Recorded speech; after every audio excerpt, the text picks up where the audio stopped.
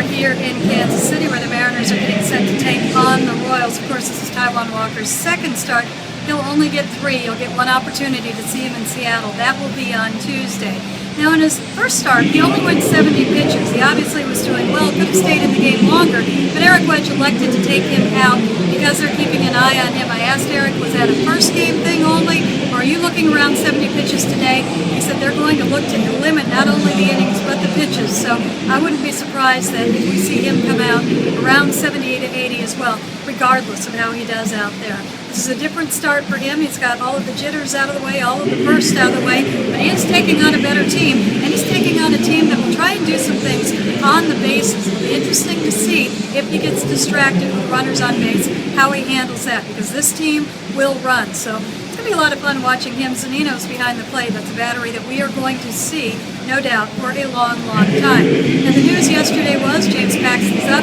They're going to a 6-man rotation. We'll see Paxton on Saturday in Seattle in his big league debut.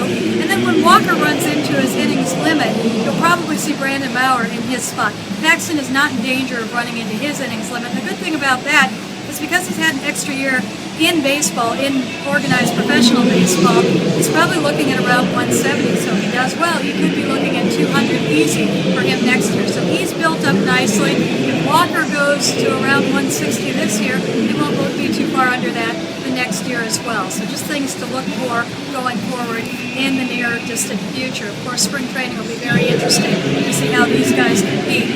You gotta think they're going to be 2 open spots. I think they're going to go out and get a number 3, so there'll be 2 spots for Paxton, Walker, Ramirez, possibly a couple of others, maybe Maurer, to battle it out for. I think they want to see Walker in there, no question about it. If not, we wouldn't see him here right now, but he's going to have to earn that spot.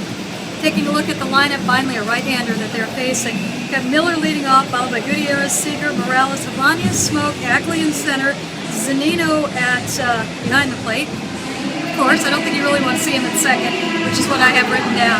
It's Nick Franklin at second, rounding out the 9, hitting 9th for the first time. Of course, he's had his struggles, taking the pressure off, putting him at the bottom of the order. For all the latest breaking news on the Mariners, stay tuned to 710 ESPN Seattle. Follow me on Twitter at Shannon Drayer, and of course on the blog, 710sports.com.